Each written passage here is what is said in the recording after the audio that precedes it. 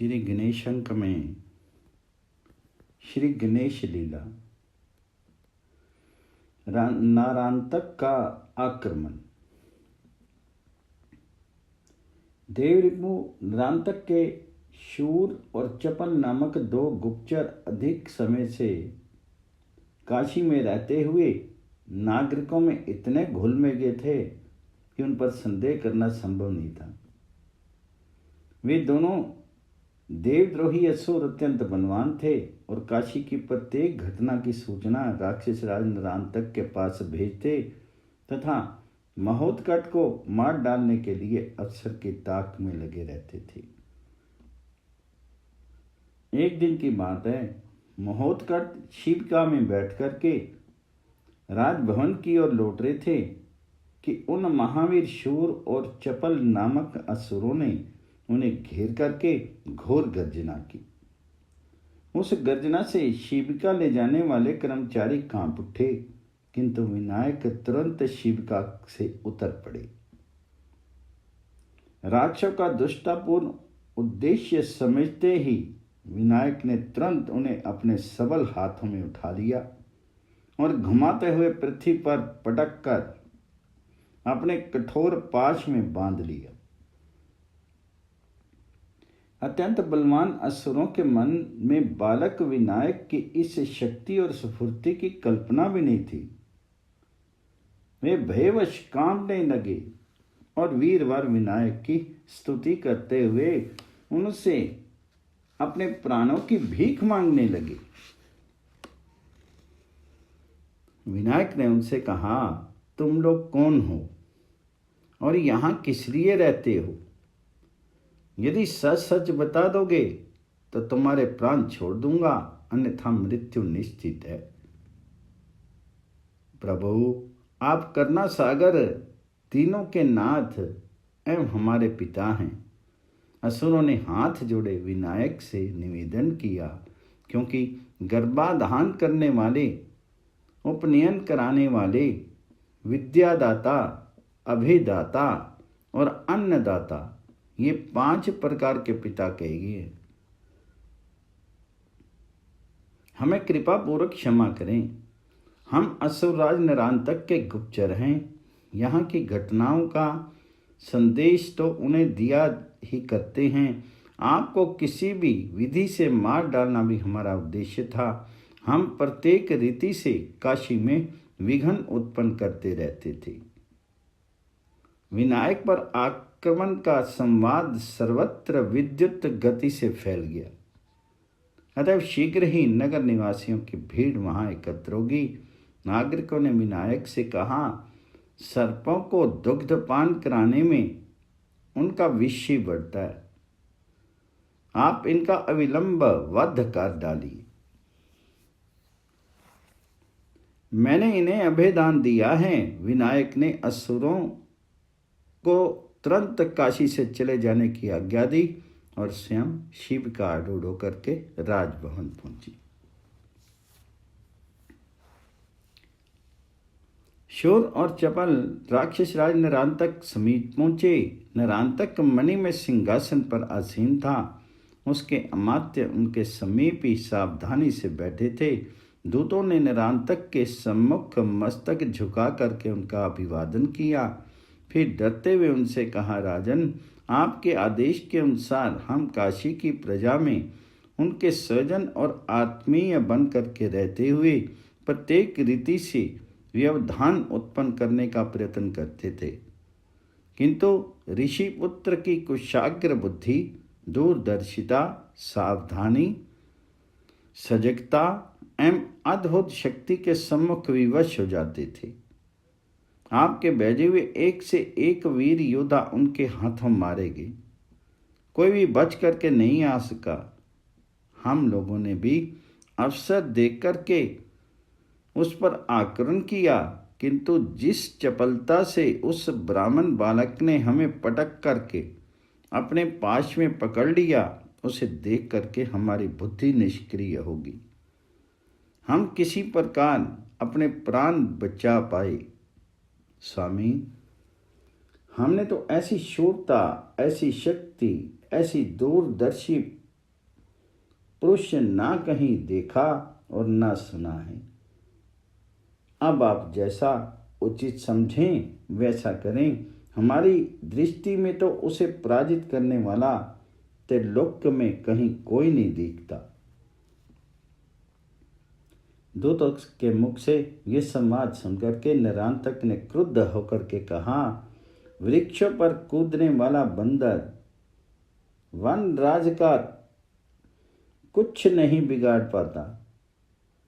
शीर निगल जाने वाला अजगर वस्ता पर ही रहता है। जुगनों का प्रकाश चंद्र उदय के अनंतर नहीं दिखता। सूर्य का तेज राहु के पहुंचते ही मंद पड़ जाता है। अतएव काशीराज का मान मर्दन करने मैं स्वयं चलूंगा। सशस्त्र वाहिनी एकत्र हो। राक्षस राज का आदेश पाते ही विशाल सशस्त्र सेना कुछ ही देर में तैयार हो गई।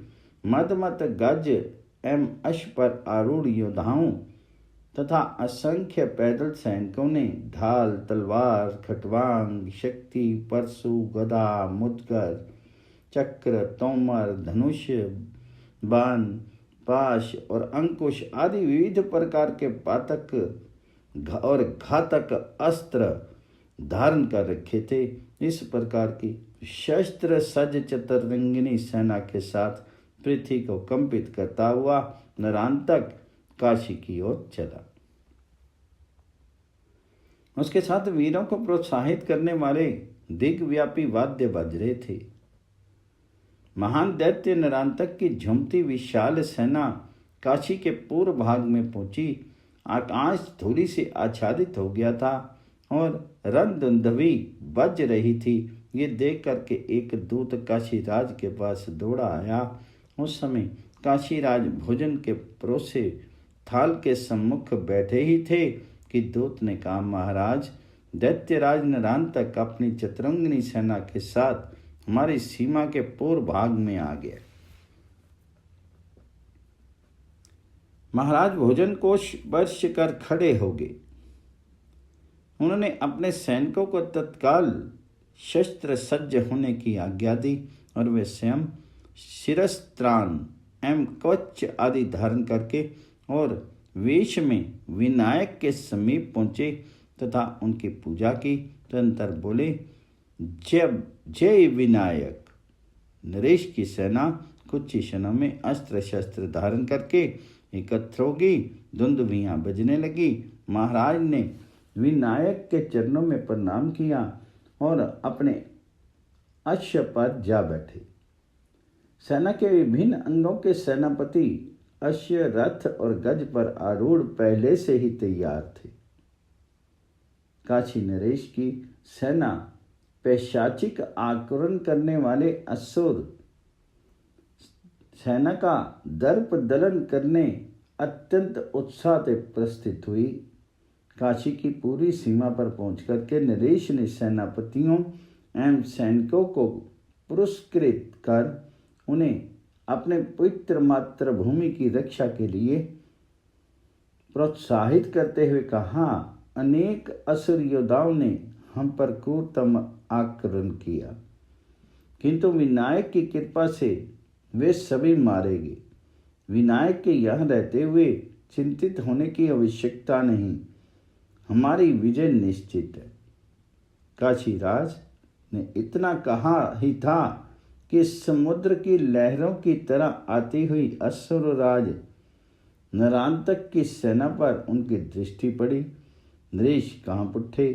अपने सैनिकों को उत्साह प्रदान करने के स्थान पर वे कहने लगे, किंतु असुर शक्ति असीम है, उनके साधन अपरिमित हैं।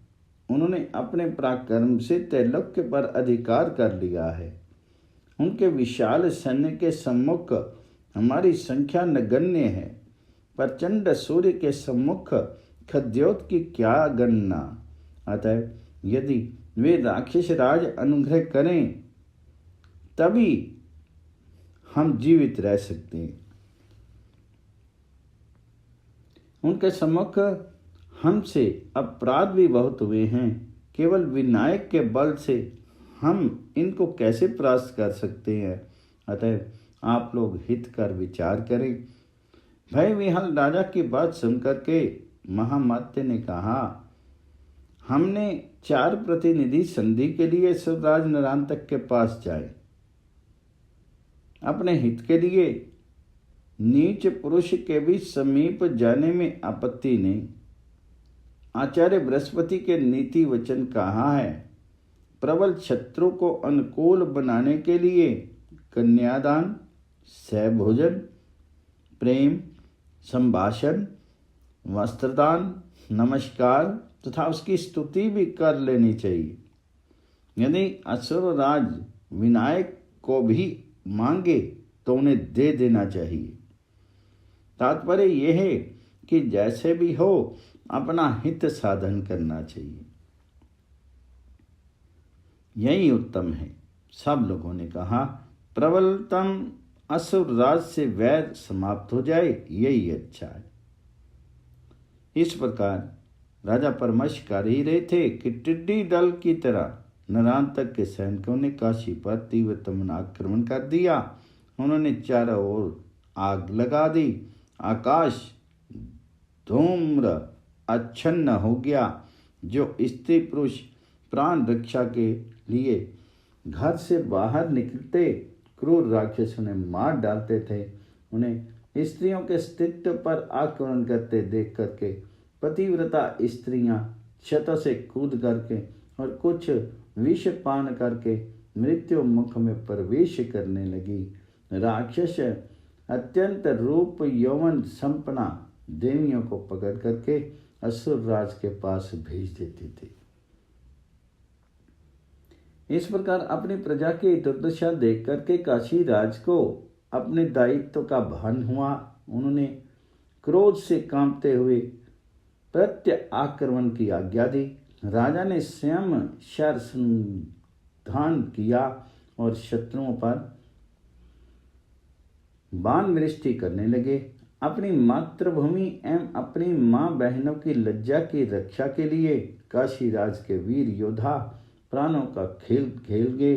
राक्षस कटने लगे। उन्हें अकल्पित प्रत्य आक्रमण से विचलित होना पड़ा, किंतु राक्षस राज के भय से वे युद्ध कर रहे थे। राक्षसों के रुंड मुंड धरती पर बिछते जा रहे थे और दोनों ओर की सेनाएं विजयश्री की तीव्र कामना से युद्धरत थी। अश्व से अश्व, गज से गज, रथ से रथ और पैदल से पैदल सेना का भयंकर संग्राम हो रहा था। नरांतक की बुद्धि काम नहीं कर रही थी। वह आश्चर्यचकित था। काशी राज के नगण्य सैनिक उनकी अजय वाहिनी को त्रस्त, भीत और कंपित कर देते। यह वह स्वप्न में भी नहीं सोच सकता था, पर सत्य यही था। असुर राज की सेना सिर पर पैर रखे प्राण लिए पीछे भागी जा रही थी। काशी राज ने हर्ष उन्मत्त होकर के गर्जना की। त्रैलोक्य विजयी असुर राज नरांतक को सर्वप्रथम पराजित करने का श्रेय काशी राज को प्राप्त हुआ। वे प्रसन्नता के आवेग में निश्चिंत ही थे कि सहसा असुरों के शत शत सैनिक उनके व्यूह में प्रविष्ट हो गए। काशी राज के साथ उनके अमात्य के दोनों पुत्रों को असुरों ने पकड़ लिया और उन्हें बंदी बना करके नरांतक के समीप ले गए। काशी राज ने सैनिकों का तीव्रतम प्रतिरोध विफल सिद्ध हुआ। नरेश के उदास सैनिक लौट पड़े। अमात्य पुत्रों सहित काशी राज को बंदी बना करके नरांतक अत्यंत प्रसन्न हुआ। उसने नगर में अग्निकांड रोक दिया। बोला, वीरो, हम जिस उद्देश्य से यहाँ आए थे वह पूरा हो गया। काशी राज और अमात्य पुत्रों को पराजय का अर्थ काशी पर विजय है। काशी राज के आश्रय के बिना अब वह ब्राह्मण बालक क्या कर सकेगा। अब मैं निसंदेह उसे जीत लूंगा। विजय दुंदुभी बाज उठी। नरांतक ने प्रसन्न होकर के बंदियों और ब्राह्मणों को दान दिया। धुरंधर असुरराज नरांतक ने काशी के राजभवन में प्रवेश करने का निश्चय किया। असंख्य सैनिक उनके साथ थे। दैत्यराज बंदी नरेश और अमात्य पुत्रों को साथ लेकर के आगे आगे चला। वाद्य बज रहे थे। असुर सैन्य विजय गर्व से मत था। प्रजा में अपनी धाक और आतंक फैलाते हुए नरांतक धीरे धीरे काशी में प्रवेश करके राजपथ की ओर बढ़ा। इधर काशी में असुरों के अमानुषिक उपद्रव, अग्निकांड, हत्या एवं बलात्कार आदि से प्रजा अत्यंत क्षुब्ध थी।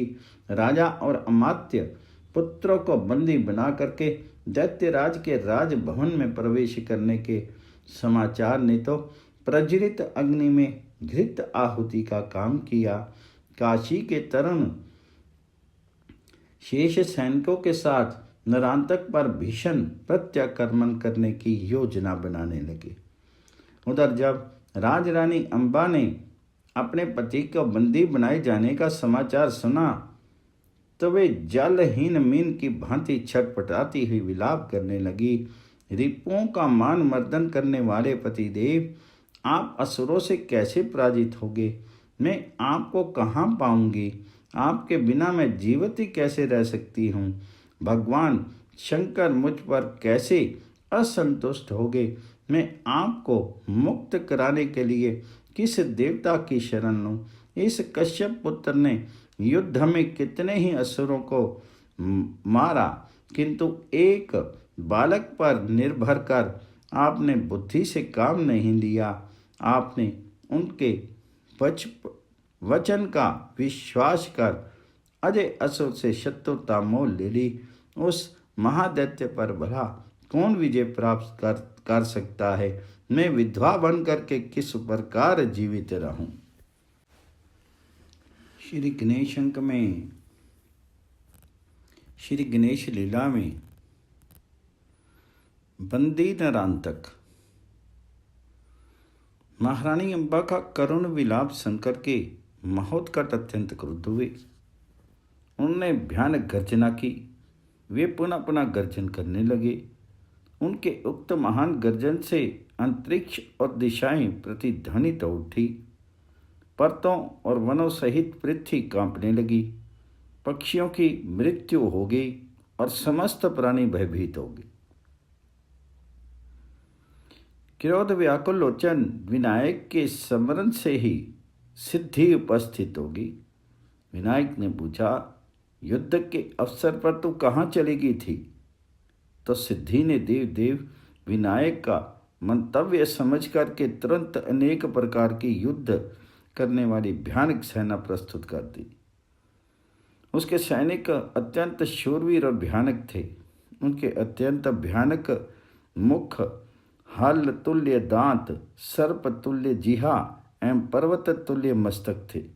उनके नेत्रों से अग्नि की भयानक ज्वाला निकल रही थी और उसके निकट नासारंध्र में महागज प्रवेश कर सकते थे। उनके क्रूर नायक ने विनायक के समीप जाकर के विनय पूर्वक प्रार्थना की, प्रभु हमें क्या आज्ञा है? हम बुभुक्षित हैं, कृपया भक्ष्य प्रदान करके हमें तृप्त करें। विनायक बोले, तुम महादैत्य नरांतक की विशाल वाहिनी का भक्षण कर समस्त सैनिकों को उद्ध्वस्त करके नरांतक का मस्तक मेरे समीप ले आ। इतने पर भी तेरी तृप्ति ना हो तो मैं तुझे अन्य भक्ष्य बताऊंगा।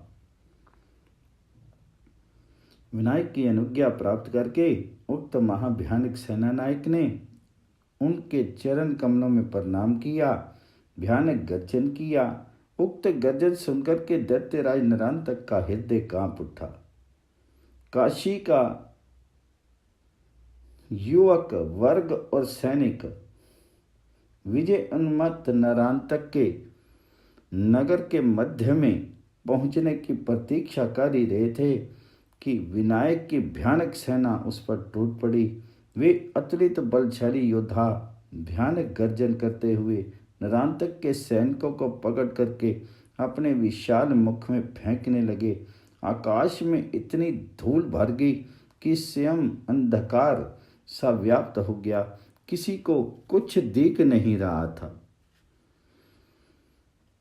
उस घने अंधकार वे घोर पुरुष असुर सैन्य का निर्ममता पूर्वक मर्दन करते हुए सैनिकों को भक्षण करते ही जा रहे थे।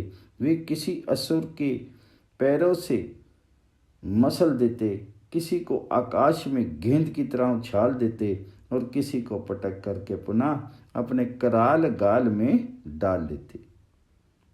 दैत्य सेना प्राण लेकर के भागना चाहती थी, किंतु इन घोर शोरों से बच करके भागना शक्य नहीं था। वे असुरों को जितना ही चबाते, जितना ही खाते, उतनी ही उनकी क्षुधा तीव्र होती जा रही थी। इस कारण वे गज सहित गजारोहियों को और अश्व समेत अश्वरोहियों को अपने मुंह में डाल लेते। इस प्रकार कुछ ही देर में इस निर्मम घोर पुरुष ने असुर सैन्य की प्राया नष्ट भ्रष्ट कर दिया। परले अग्नितुल्य घोर पुरुष के द्वारा अपने सैन्य दल का विनाश देख करके नरांतक घबरा गया। अवशिष्ट सैनिकों को भक्षण करते देख करके वह अत्यंत अपना धनुष लेकर के तीक्ष्ण शरों की वर्षा करने लगा। नरांतक के असंख्य शर उस घोर पुरुष के शीर में प्रविष्ट होकर के बाहर निकल गए। इससे रुधिर बहने लगा, पर जैसे उस पुरुष को कुछ उसका पता ही नहीं था। वह तो अपने सैनिकों के साथ निरंतर असुरों को भक्षण करने में व्यस्त था। नरांतक के सारे अस्त्र निष्फल हो गए। जब एक भी शर नहीं बचा, तब अपनी शक्ति के सर्वथा नष्ट हो जाने पर वह प्राण लेकर के भागा, किंतु वह काल पुरुष भी उसके पीछे दौड़ा। नरांतक पृथ्वी पर द्रुत गति से भागता हुआ जहाँ जहाँ गया, वहाँ वहाँ वह काल पुरुष उसके पीछे दिख पड़ा। भय आक्रांत नरांतक भाग करके स्वर्ग पहुंचा, तो वहाँ भी उसे पीछे लगा काल पुरुष दिखाई दिया। नरांतक फिर पृथ्वी पर लौटा, किंतु वहाँ भी काल पुरुष उसे निगल जाना चाहता था। तब अत्यंत भयभीत दैत्यराज पाताल में प्रविष्ट हुआ,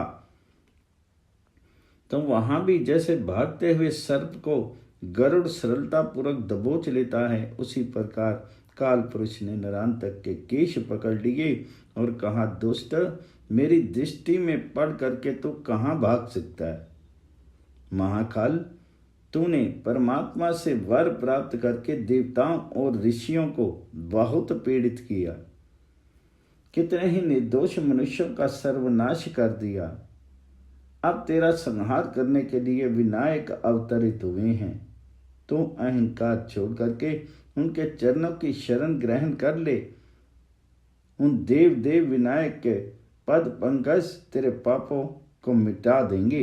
इस प्रकार कहते हुए काल पुरुष नरांतक को विनायक के पास ले गया। फिर विनायक के चरणों में प्रणाम करके उसने अत्यंत विनीत भाव से निवेदन किया, स्वामीन, मैंने आपकी आज्ञा अनुसार इसकी समस्त सेना का भक्षण कर लिया और इसे भी बड़ी कठिनाई से पकड़ लिया। हे प्रभु, श्रम निवारणार्थ आप मुझे सोने के लिए स्थान दें और सर्व आनंद प्रदाता दया में इसे मुक्ति प्रदान करें। तुम मेरे मुंह में इच्छा अनुसार विश्राम करो। परम प्रभु विनायक ने अपना मुंह खोल दिया और जिस प्रकार पृथ्वी से उत्पन्न गंध पृथ्वी में ही विलीन हो जाती है, उसी प्रकार वह प्रलंकर काल पुरुष उस देव देव के मुंह में प्रवेश करके उन्हीं के स्वरूप में मिल गया। काशी नरेश विनायक के चरणों पर गिर पड़े। कश्यप आत्मज की स्तुति करने के अनंतर उन्होंने हाथ जोड़ करके पूछा, प्रभु, नरांतक जब मुझे बंदी बना करके स उत्साह और स उल्लास नगर में प्रवेश करने जा रहा था, उस समय सहसा उसकी विशाल सेना को भक्षण करने वाला विकराल काल पुरुष कौन था? और उन सब के साथ मैंने भी आपके उदर में जा करके अनंत सृष्टि का अवर्णनीय अद्भुत दृश्य देखा। मेरे व्याकुल होने पर मुझे वहाँ से किसने बाहर किया? मुझे मति भ्रम हो गया है। आप कृपया मेरा समाधान करें। परशुधर ने नरेश के मस्तक पर अपना कर कमल फेर दिया।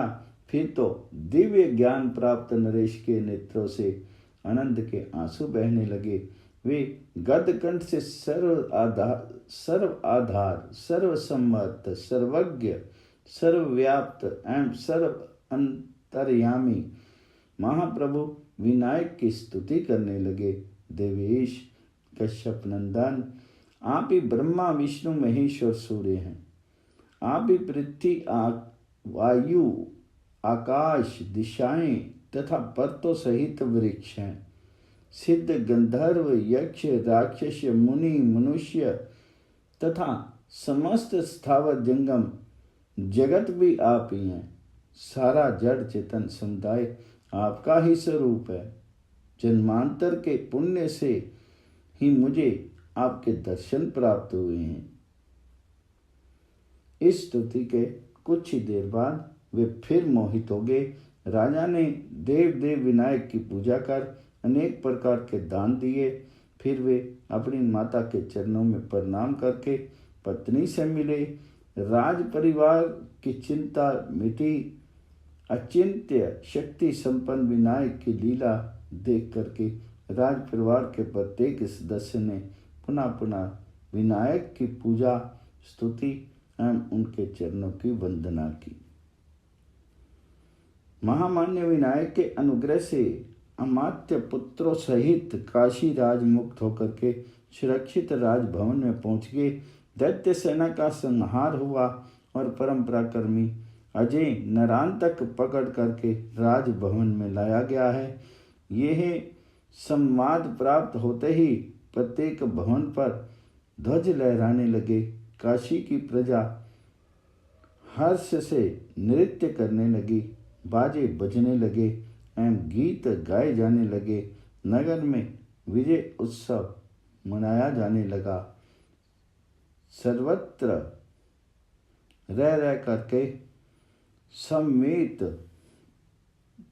कंठ की ध्वनि आकाश में गूंज रही थी। विनायक की जय।